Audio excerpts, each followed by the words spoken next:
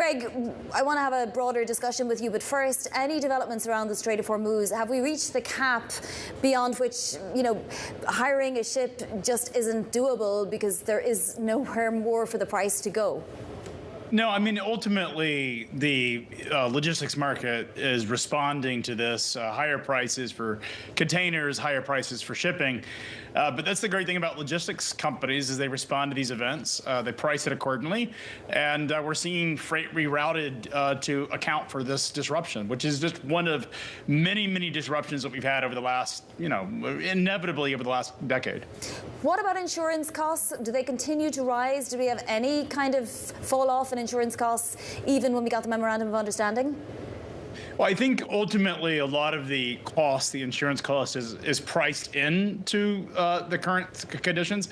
While there are some attacks on civilian vessels, I think largely the sort of kinetic conflict is, we'll call it simmering a little bit, but not explosive. And so ultimately, insurance companies and ship owners have understand the risks, and that is priced into the market currently.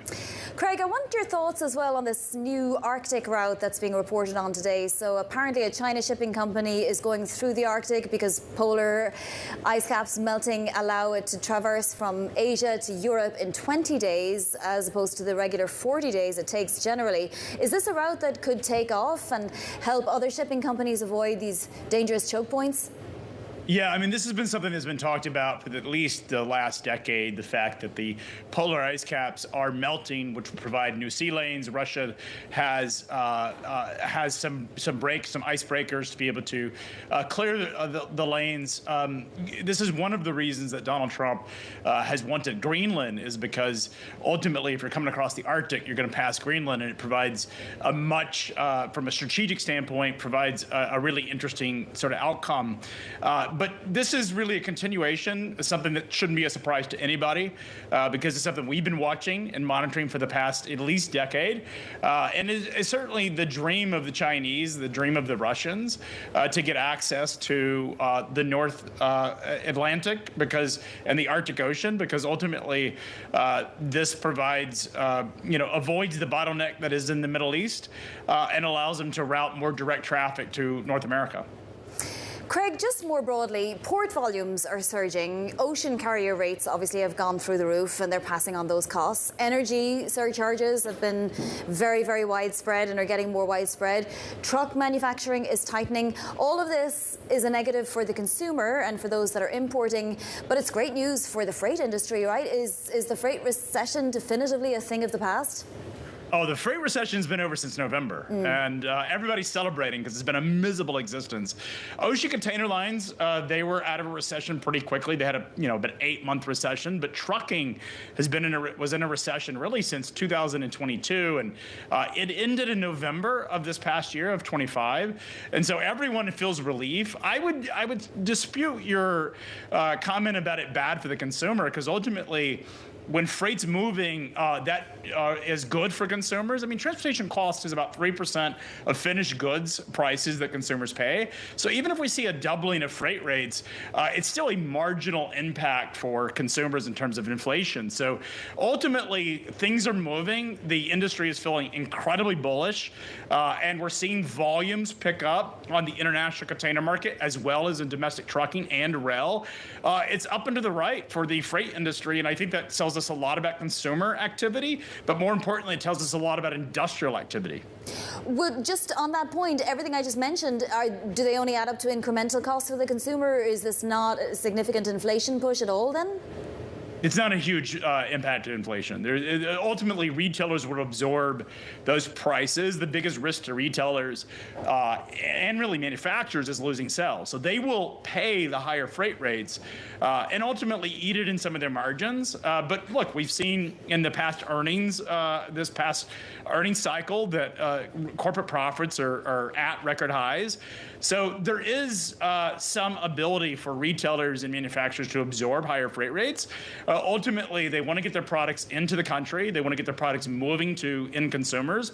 So they'll pay the higher rates, and ultimately consumers are going to see a marginal impact, not anything to worry about. What we worry about more about is demand erosion, which right now we're seeing the opposite. We're seeing, particularly in the industrial side, things pick up, and consumer activity looks pretty strong. Consumer volumes, you can look at the container lines. The reason the ports are doing so well is because consumers are buying goods, and retailers are feeling much more confident about consumer activity, which I think is very strong. So I wouldn't take any of the higher freight rates as a concern. Remember, we were at $22,000 in container prices, spot prices, back during the peak of COVID, and we're only at $7,000 right now. So there's a lot of room to go before I think there'll be substantial inflation. So give us an update then on the intra-freight carrier wars, right? So we have FedEx Freight down more than 4% since its spin-off back in May, partially because Amazon has entered the scene. What's going on with Terrain Grab? Who's winning? Yeah, I mean, ultimately, Amazon, I mean, it's sort of the worst kept secret. Amazon was known to get into it. FedEx spun it off. When it spun off is really a reflection of just how, I mean, it spun off at a very high valuation. It's cooled off a bit from where the original spin-off was. There's been a little bit of just, I think, investors have rallied the transports for the last 7-8 months, and really just a cooling off period, a little bit of profit taking. And I think everybody's wanting to see the second half and get confirmation that things are continuing to be bullish, and we're continuing to see things ramp. That is our channel checks have shown that. There's been a bit of modal shift. We're seeing freight move off of trucking slightly into intermodal, which is by rail, simply because there's been a lot of movement in freight rates in trucking, and so that we're seeing things put onto the railroads. And right now, the spread between trucking rates and rail freight is 34%. That is near an all-time high, and therefore the railroads are the primary beneficiaries, and companies like J.B. Hunt and Hub Group that are public are really picking up a lot of share right now. Wow, interesting. Finally, Craig, and we don't have much time left, but you have advocated in the past for a domestic marine industry, right, to ensure security and supply chains and so on.